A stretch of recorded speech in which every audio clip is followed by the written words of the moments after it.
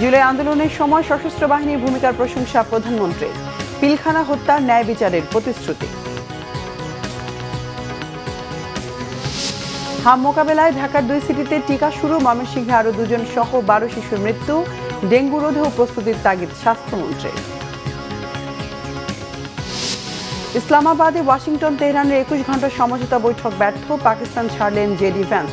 যুক্তরাষ্ট্রের অযৌক্তিক শর্তকে দুষছে ইরান। চলে গেলেন ভারতের অনন্য উচ্চতার কিংবদন্তি সঙ্গীত শিল্পী আশা ভোসলে। রেখে গেছেন অনবদ্য সৃষ্টি।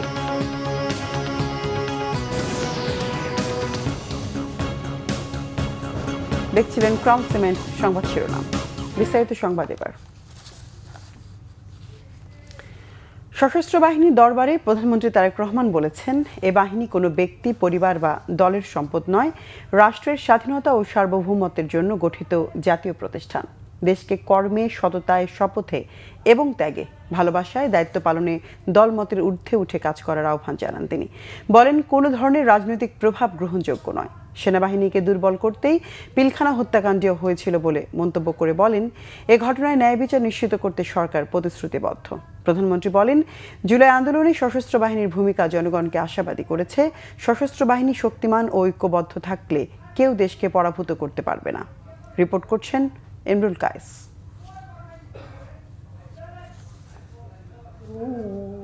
রবিবার সকালে অনুষ্ঠিত ঢাকা সেনানিবাসে সশস্ত্র বাহিনীর দরবারে যোগ দেন প্রধানমন্ত্রী তারেক রহমান। এতে বক্তব্য দিতে গিয়ে প্রধানমন্ত্রী সেনাবাহিনীর আধুনিকায়নে শহীদ প্রেসিডেন্ট জিয়াউর রহমানের অবদান তুলে ধরেন। সেনানিবাসে নিজের বেড়ে ওঠা প্রয়াত বাবা মা, ভাই ও সেনা কর্মকর্তাদের কথাও স্মরণ করেন তিনি। এ সময় কিছুটা স্মৃতিকাতর হন প্রধানমন্ত্রী। আমার শৈশব কৈশোরের স্মৃতির অনেকখানি দখল করে রয়েছে সশস্ত্র বাহিনীর কঠোর নিয়মানুবর্তিতা এবং দায়িত্বশীলতা। কুচকাওয়াজের শব্দ আর বিউগলের সুর আমার অতি পরিচিত। সেনা পরিবেশেই আমি আমার পিতা, মাতা এবং আমার একমাত্র ছোট ভাইয়ের সঙ্গে বেড়ে উঠেছি। আজ আমি আপনাদের সামনে সেনা নিবাসে এই দরবারে যখন দাঁড়িয়েছি, তখন আমার মা, বাবা, একমাত্র ভাই আর আমাদের মাঝে নেই। এমনকি আমাদের সকলের স্মৃতি বিজড়িত সেনানিবাসের বাড়িটিও আমাদের কাছ থেকে কেড়ে নেওয়া হয়েছে। সেনা পরিবেশে বেড়ে ওঠার কালেই অনেক প্রিয় মুখের কথা এই মুহূর্তে আমার মনে পড়ছে আজকের এই অনুষ্ঠানে। যারা আমার বেড়ে ওঠার দিনগুলোতে আমার পরিবারের সাথে খুব কাছে থেকে সম্পৃক্ত ছিলেন, আমার বাবার কর্মজীবনে পাশে থেকে তাকে সহায়তা করেছেন, গভীর শ্রদ্ধার সঙ্গে এই মুহূর্তে তাদের কথাগুলো মনে পড়ছে, তাদেরকে আমি স্মরণ করছি গভীর শ্রদ্ধার সঙ্গে। প্রধানমন্ত্রী বলেন, সেনাবাহিনীর সদস্যদের সর্বোচ্চ পেশাদারিত্ব বজায় রেখে কাজ করতে হবে। দায়িত্ব পালনে কোনো ধরনের রাজনৈতিক প্রভাব কিংবা বিভাজন গ্রহণযোগ্য নয় বলে মন্তব্য করেন তিনি। স্বাধীনতার ঘোষক সাবেক সেনাপ্রধান শহীদ প্রেসিডেন্ট জিয়াউর রহমান, সাবেক প্রধানমন্ত্রী দেশনেত্রী মরহুমা খালেদা জিয়া বিশ্বাস করতেন এবং বর্তমান সরকারও বিশ্বাস করে, বাংলাদেশের ধর্মীয় সামাজিক মূল্যবোধে উজ্জীবিত দেশের জাতীয়তাবাদী শক্তি এবং সশস্ত্র বাহিনী যদি শক্তিমান এবং ঐক্যবদ্ধ থাকে, তাহলে বাংলাদেশকে কেউ কখনো পরাভূত করতে পারবে না। সশস্ত্র বাহিনী কোনো নির্দিষ্ট ব্যক্তি, পরিবার কিংবা দলের সম্পত্তি নয়। সশস্ত্র বাহিনী একটি স্বাধীন রাষ্ট্রের শক্তি এবং মর্যাদার প্রতীক। রাষ্ট্রীয় সংবিধানের প্রতি দায়বদ্ধতা এবং জনগণের অবিচল আস্থাই হতে হবে সশস্ত্র বাহিনীর পথ চলার প্রধান ভিত্তি।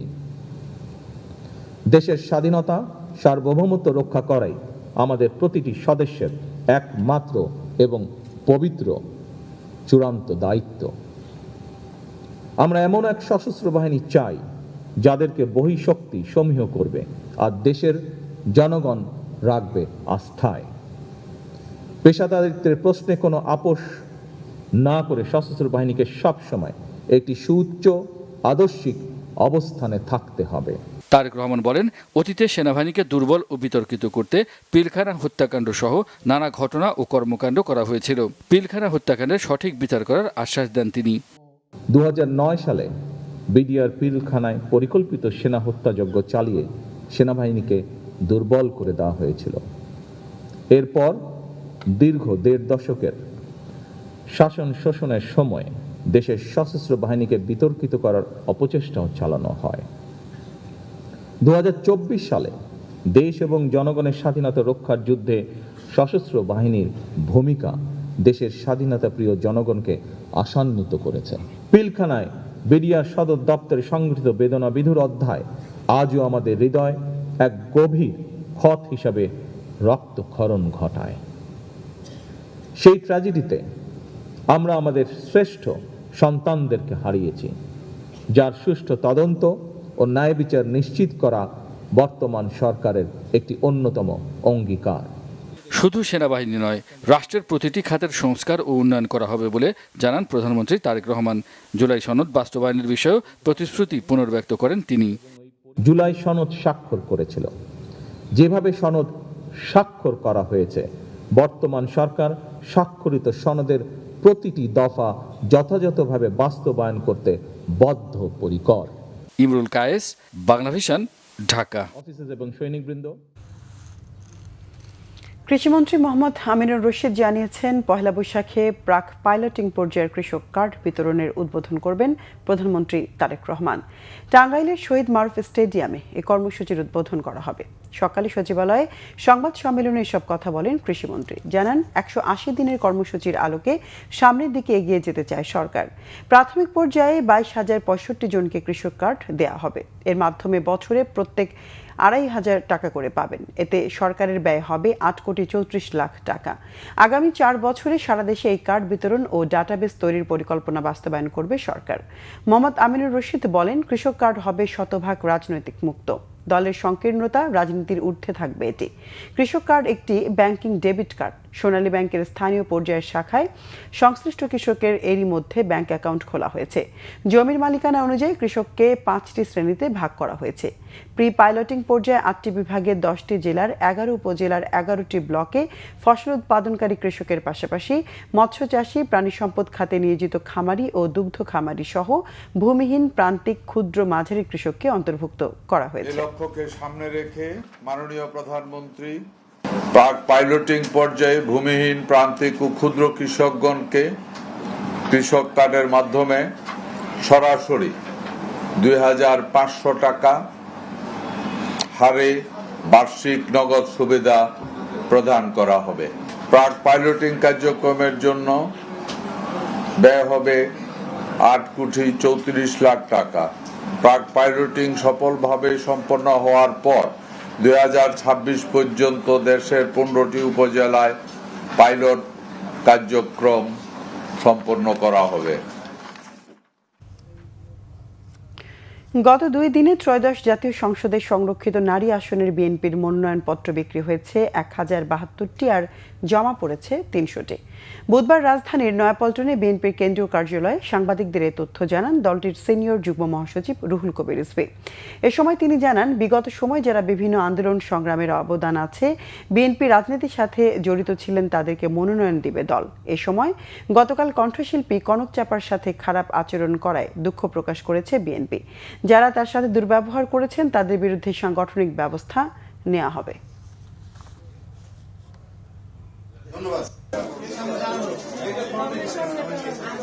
আমরা আশা করি যে যারাই এখানে দিয়েছেন, ফর্ম কিনেছেন এবং যারা জমা দিবেন, প্রত্যেকেই দলের অত্যন্ত, আমি মনে করি, বিশ্বাস করি যে নিবেদিত প্রাণ।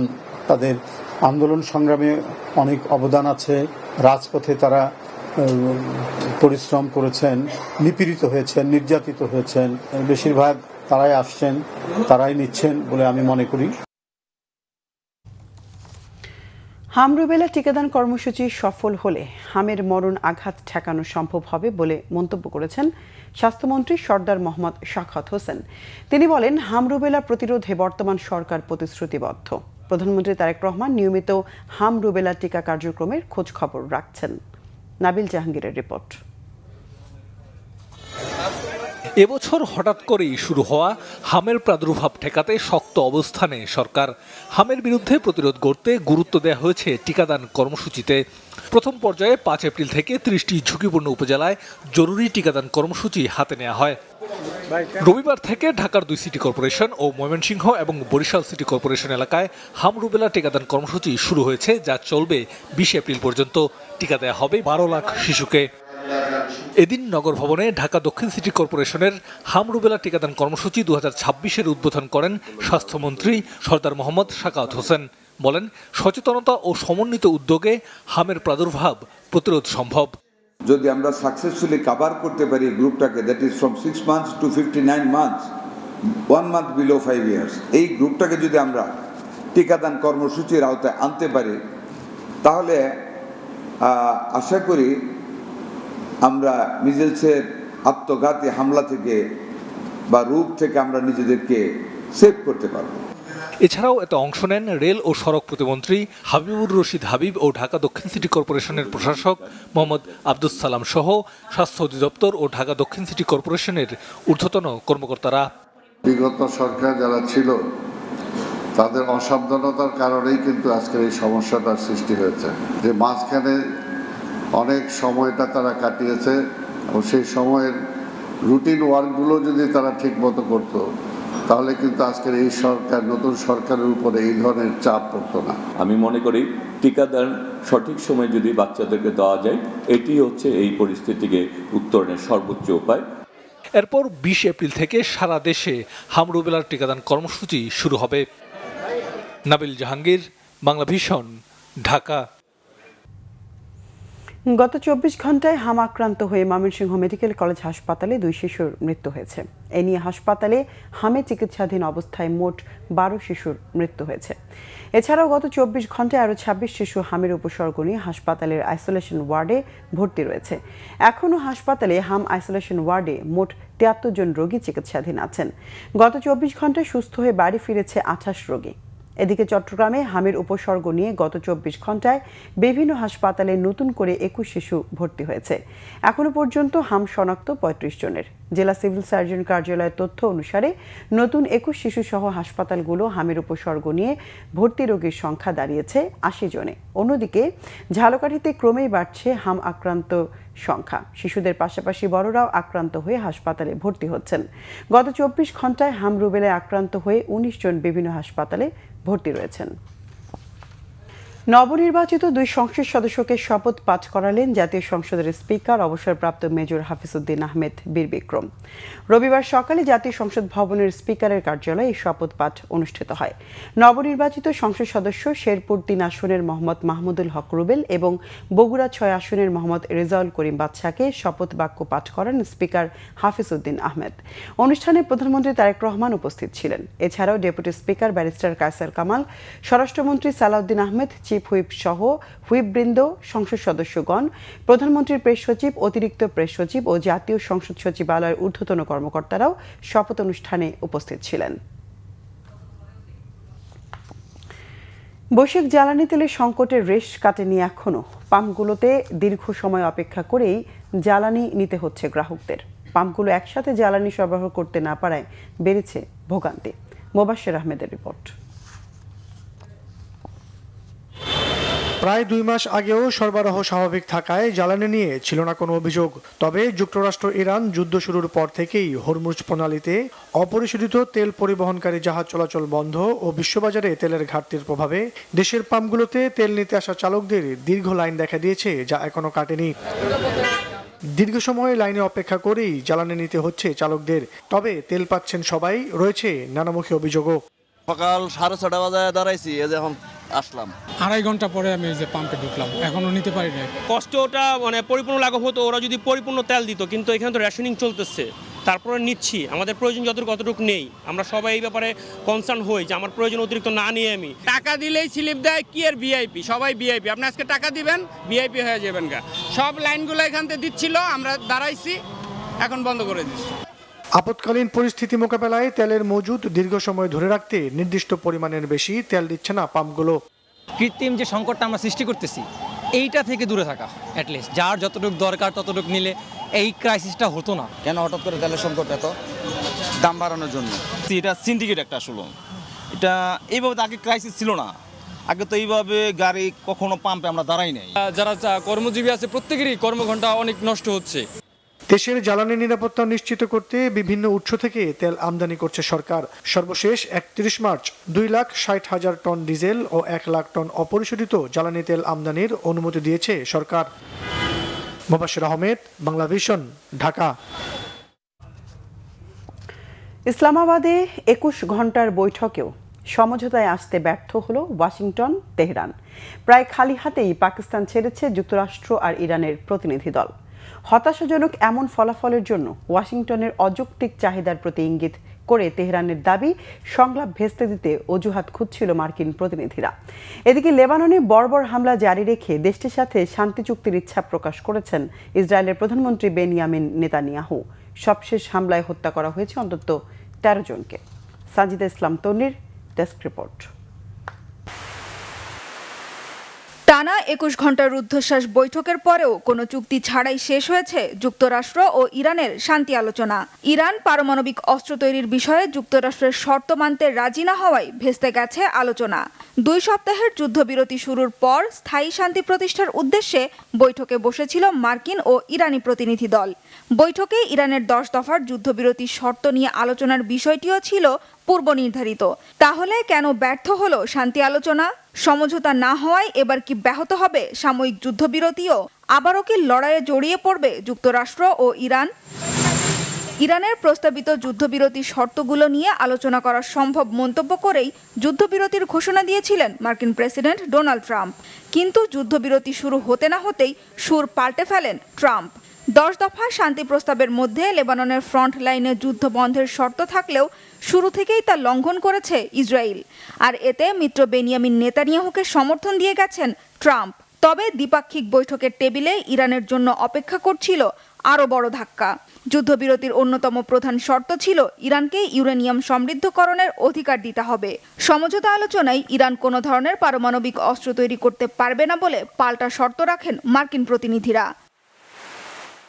পরমাণু ইস্যুতে যুক্তরাষ্ট্রের শর্ত মানবে না বলে সাফ জানিয়ে দেন ইরানের প্রতিনিধি দল। এরপরেই সমঝোতা আলোচনা শেষ করার ঘোষণা দেন মার্কিন ভাইস প্রেসিডেন্ট জেডি ভ্যান্স। আমরা 21 ঘন্টা ধরে আলোচনা করেছি, কিন্তু কোনো চুক্তিতেই পৌঁছাতে পারিনি।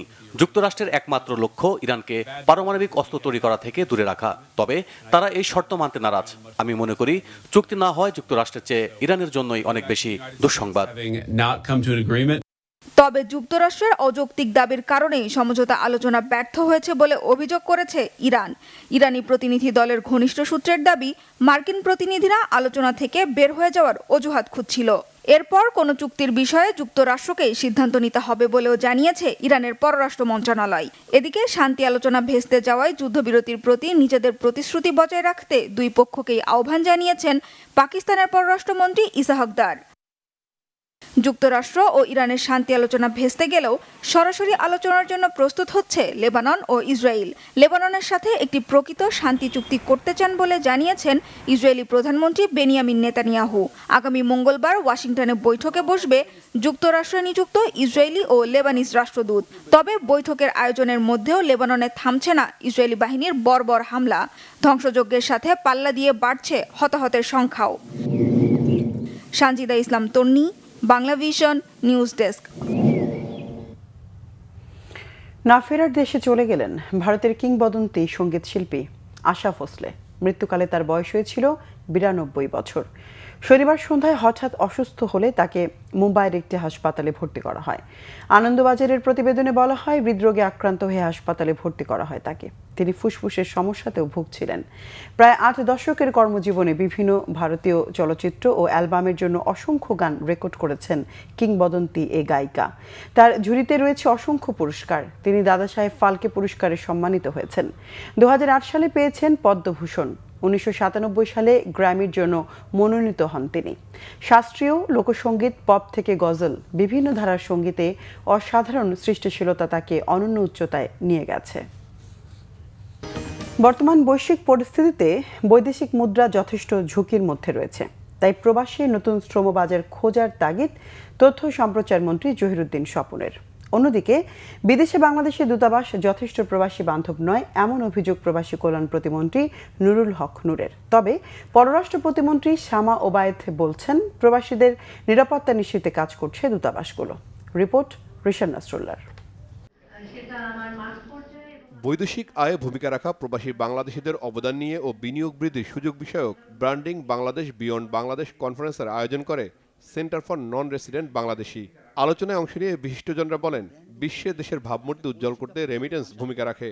এসব ক্ষেত্রে ব্যাংকের সহযোগিতা ও এনবিআর এর সহায়ক ভূমিকা দরকার।